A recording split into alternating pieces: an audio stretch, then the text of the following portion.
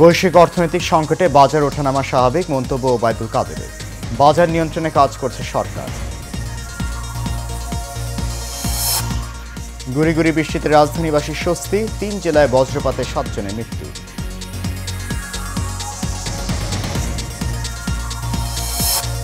এবং প্রধানমন্ত্রীর নির্দেশে বঙ্গবন্ধু সৈনিক লীগ পরিচালিত, বললেন ডক্টর আব্দুস সোবহান গোলাপ। নেতাকর্মীদের ঐক্যবদ্ধ থাকার আহ্বান সংগঠনের সভাপতি।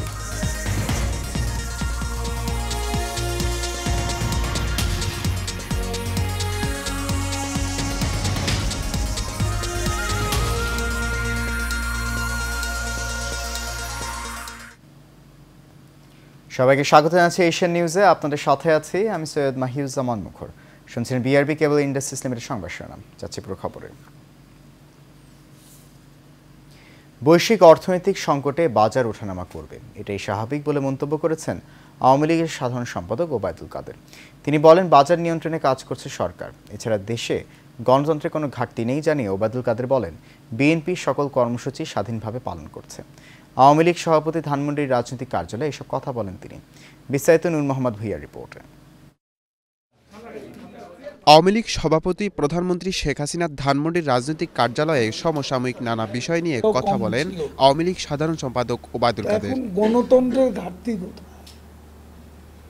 সংসদ আছে, সংসদ চলছে। তিনি বলেন, দেশে কোনো গণতন্ত্রের ঘাটতি নেই। বিএনপি সহ সকল বিরোধী দল তাদের কর্মসূচি পালন করছে।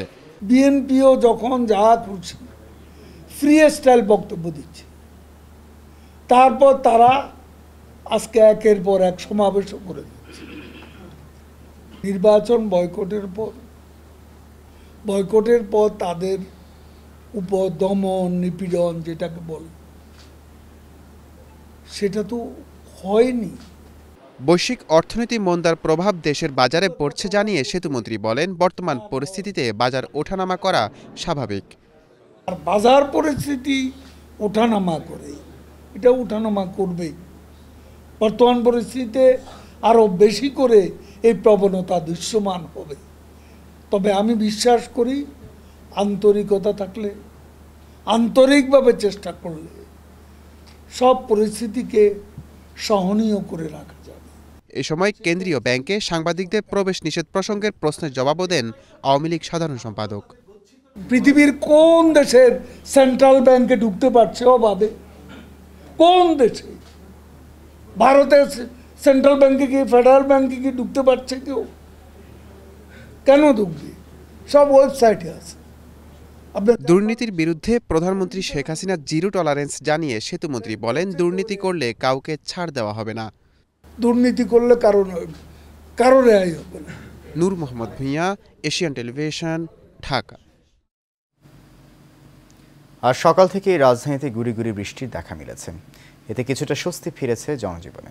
আবহাওয়া অধিদপ্তরের পূর্বাভাসে বলা হয়েছে, আজ ঢাকাসহ দেশে বিভিন্ন অঞ্চলে দমকা হাওয়া সহ বৃষ্টিপাতের সম্ভাবনা রয়েছে। এছাড়া দেশে কোথাও কোথাও শিলাবৃষ্টির পূর্বাভাস দিয়েছে আবহাওয়া অফিস। এদিকে সকাল থেকেই সূর্যের চিরচেনা উত্তাপের দেখা পাওয়া যায়নি। এছাড়াও দেশের অভ্যন্তরীণ নদী বন্দরসমূহের জন্য দেয়া আবহাওয়া পূর্বাভাসে বলা হয়েছে, ময়মনসিংহ, সিলেট বিভাগ এবং টাঙ্গাইল, ঢাকা, বরিশাল, কুমিল্লা অঞ্চলের উপর দিয়ে দুপুর ১টার মধ্যে ৪৫ থেকে ৮০ কিলোমিটার বেগে ঝড় হতে পারে।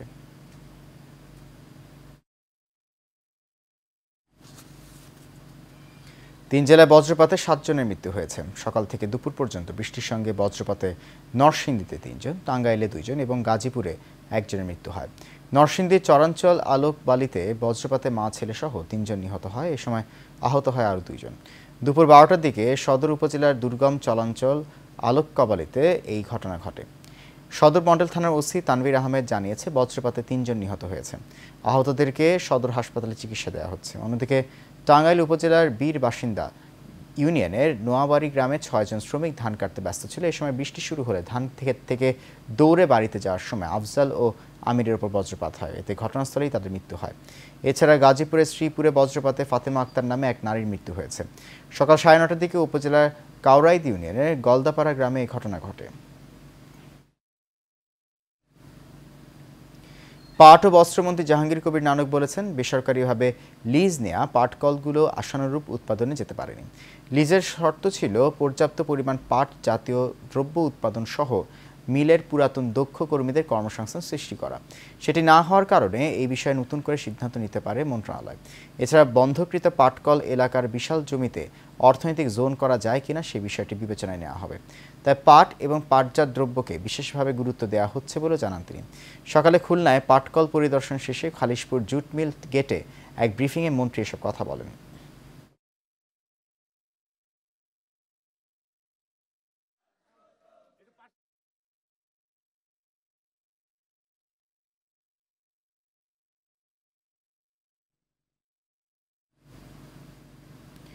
রাজধানীর কারওয়ান বাজারের আগুন নিয়ন্ত্রণে এনেছে ফায়ার সার্ভিস। একটি হোটেলের জেনারেটর রুম থেকে আগুনের সূত্রপাত হয়, যা পাশে কাঁচা বাজারে ছড়িয়ে পড়ে।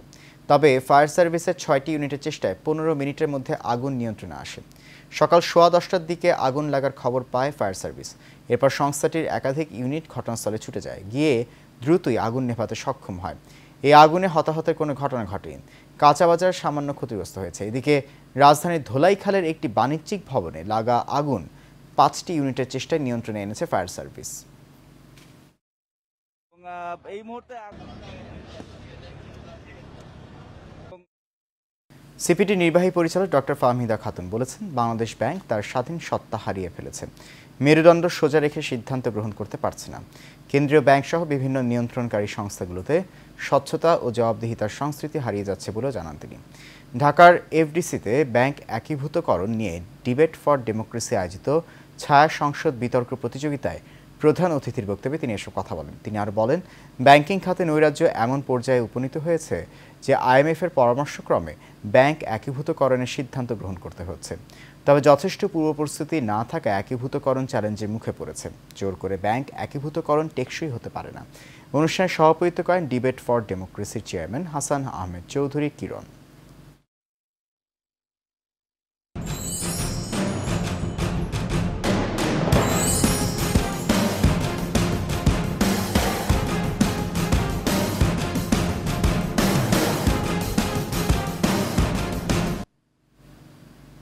এবার উপজেলা নির্বাচনের খবর।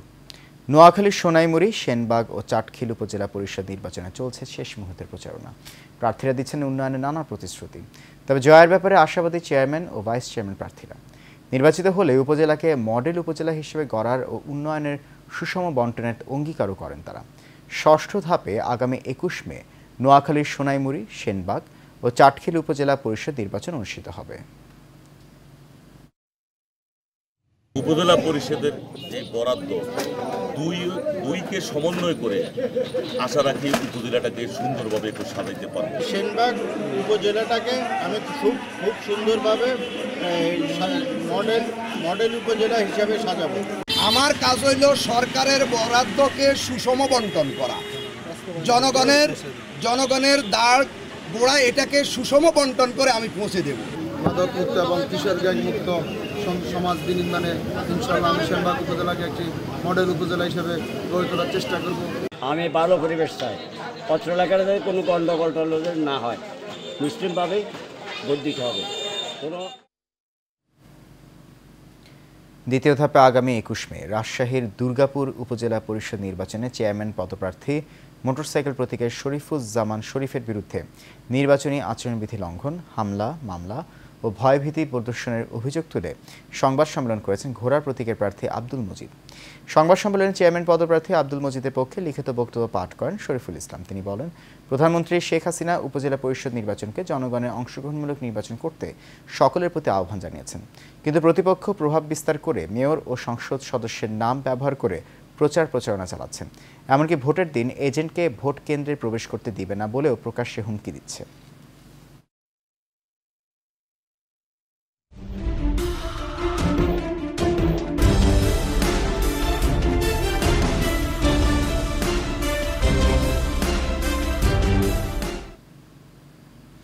সারা বাংলা প্রসঙ্গ। কিশোরগঞ্জের ভৈরব র্যাব ক্যাম্পে হত্যা মামলার আসামি সুরাইয়া বেগম নামে এক নারীর মৃত্যু হয়েছে।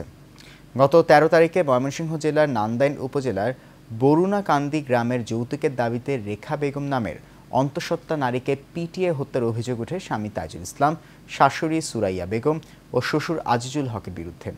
গতকাল আসামি সুরাইয়াকে নান্দাইল থেকে এবং 1 নং আসামি তাইজুলকে ঢাকা থেকে আটক করে ভৈরব র্যাব ক্যাম্পে নিয়ে আসা হয়। রাতে কোনো এক সময় সুরাইয়া বেগম অসুস্থ হয়ে পড়লে তাকে সকাল 7টার দিকে উপজেলা স্বাস্থ্য কমপ্লেক্সে নিয়ে যাওয়া হয়। এ সময় কর্তব্যরত চিকিৎসক তাকে মৃত ঘোষণা করেন। প্রধানমন্ত্রী শেখ হাসিনার সরাসরি নির্দেশে বঙ্গবন্ধু সৈনিক লীগের কমিটি পরিচালিত হয় জানিয়ে আওয়ামী লীগের প্রচার ও প্রকাশনা সম্পাদক ডক্টর আব্দুস সোবহান গোলাপ নেতাকর্মীদের ঐক্যবদ্ধ থাকার আহ্বান জানিয়েছেন। দুপুরে রাজধানী তেজগাঁও ঢাকা জেলা আওয়ামী লীগের কার্যালয়ে বঙ্গবন্ধু সৈনিক লীগের ঢাকা মহানগর উত্তর ও দক্ষিণের যৌথ সম্মেলনের প্রধান অতিথির বক্তব্যে এই আহ্বান জানান তিনি। এ সময় বঙ্গবন্ধু সৈনিক লীগের সভাপতি বীর মুক্তিযোদ্ধা আলহাজ হারুন রশিদ সিআইপি বলেন, গ্রামে গঞ্জে তথা বাংলার প্রতিটি ঘরে ঘরে সংগঠনকে পৌঁছে দিতে হবে। রকিব মানিককে সাথে নিয়ে শহীদুল হক জীবন ও সামির আহমেদের ক্যামেরায় আরও জানাচ্ছেন বাতিল বিপ্লব।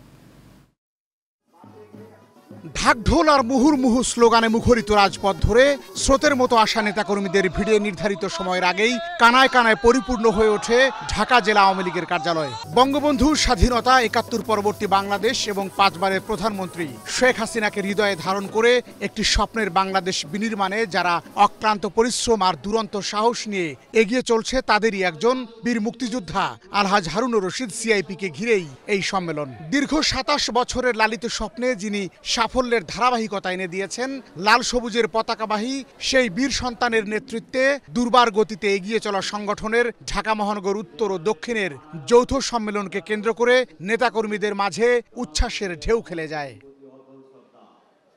এ যুগের শার্লক হোমস কিংবা হ্যামিলনের বাসিওয়ালার চেয়েও নেতাকর্মীদের কাছে বেশি কিছু বীর মুক্তিযোদ্ধা আলহাজ হারুন রশিদ সিআইপি। তাই তো নেতাকর্মীদের মুখে ওই একটি নামের রব উঠেছে।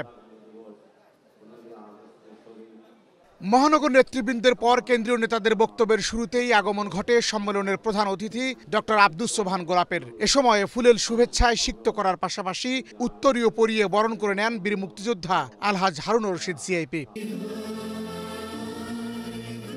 জাতীয় সঙ্গীতের মুগ্ধতায় শুদ্ধতা ছড়িয়ে শুরু হয় শীর্ষ নেতাদের বক্তব্য, যেখানে প্রত্যেকে অকপটে স্বীকার করেন আলহাজ হারুন রশিদ সিআইপির অবদানের কথা। বিভিন্ন দ্বিধাদ্বন্দ্ব অতিক্রম করে আলহাজ হারুন রশিদ সাহেবের বলিষ্ঠ নেতৃত্বে সারা বাংলাদেশে সুসংগঠিত হচ্ছে বঙ্গবন্ধু সৈনিক লীগ।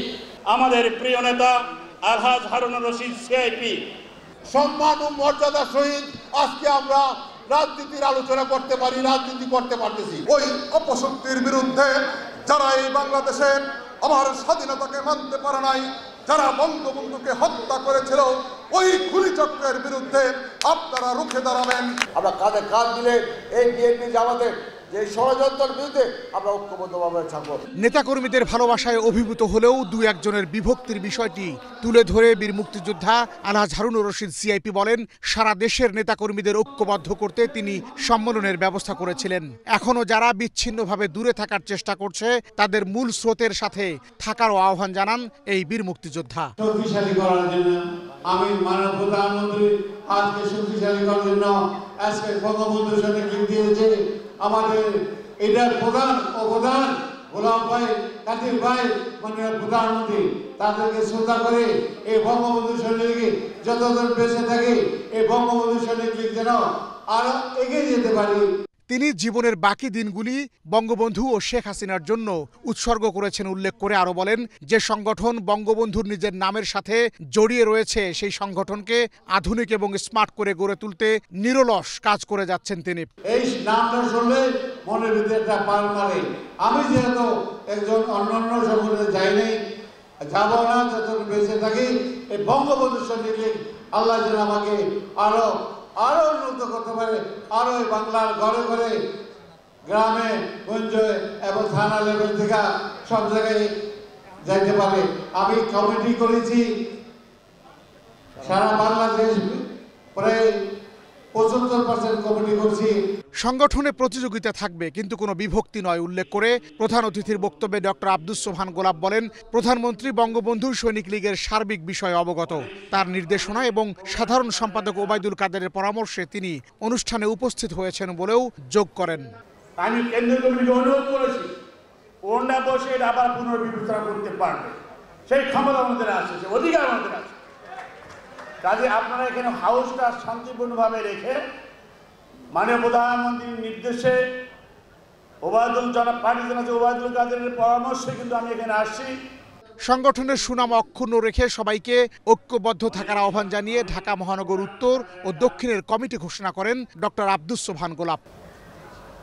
সভাপতি হিসাবে যার ঘোষণা আমি করছি, যিনি বর্তমান যে আহ্বায়ক কমিটি রয়েছে উত্তরের, যে আহ্বায়ক কমিটি থেকে মূল কমিটিতে আসলো, সে আহ্বায়ক কমিটির যে আহ্বায়ক সভাপতি ইঞ্জিনিয়ার A.K. মুজিবুর রহমান, জনাব অ্যাডভোকেট মোহাম্মদ আবুল বরকত সেলিয়াবাদ সহসভাপতি, আয়োজন সহসভাপতি দিয়েছে বর্তমান আহ্বায়ক কমিটির যুগ্ম আহ্বায়ক জনাব মোহাম্মদ আবুল হোসেন, সাবেক ছাত্রলীগ নেতা, রাজপথে লড়াকু সৈনিক জনাব রতন রায় চৌধুরী, সাধারণ সম্পাদক বর্তমান আহ্বায়ক কমিটির যুগ্ম আহ্বায়ক জনতা জনাব ইঞ্জিনিয়ার আব্দুল্লাহ আল মামুন, মহানগর দক্ষিণ কমিটি দক্ষিণ শাখা সভাপতি, বর্তমান যে আগের যে আহ্বায়ক কমিটি ছিল আহ্বায়ক কমিটির যুগ্ম আহ্বায়ক জনাব মোহাম্মদ মনিরুল ইসলাম বাহা সভাপতি, সহসভাপতি বর্তমান আহ্বায়ক কমিটির যুগ্ম আহ্বায়ক জনতা আমির মোহাম্মদ ইসমাইল হোসেন। কমিটির কারো কোনো প্রশ্ন থাকলে লিখিতভাবে তা জানানোর পরামর্শ দিয়েছেন ডক্টর আব্দুস সোবহান গোলাপ। বাতেন বিপ্লব, এশিয়ান টেলিভিশন, ঢাকা।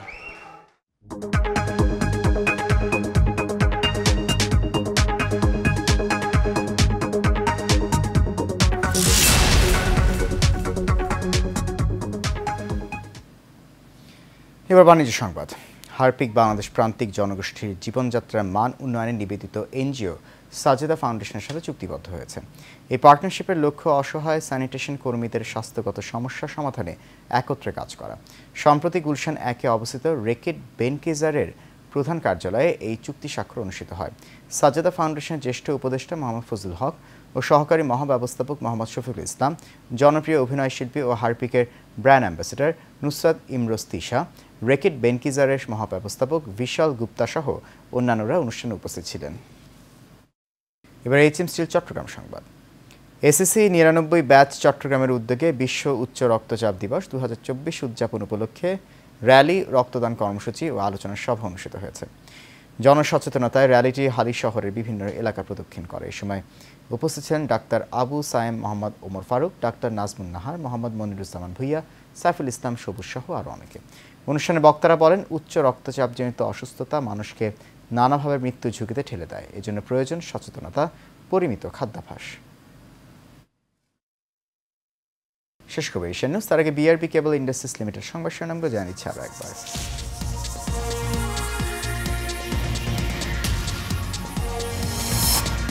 বৈশ্বিক অর্থনৈতিক সংকটে বাজার ওঠানামা স্বাভাবিক, মন্তব্য ওবায়দুল কাদেরের। বাজার নিয়ন্ত্রণে কাজ করছে সরকার। গুড়ি গুড়ি বৃষ্টিতে রাজধানীবাসীর স্বস্তি, 3 জেলায় বজ্রপাতে 7 জনের মৃত্যু।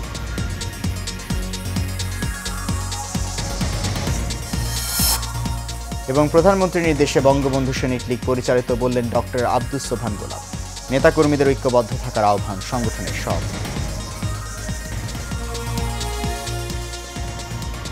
এশিয়ান নিউজ এ পর্যন্তই। আমাদের পরবর্তী সংবাদ দেখার আমন্ত্রণ রইল। এতক্ষণ সঙ্গে থাকার জন্য অনেক ধন্যবাদ সবাইকে।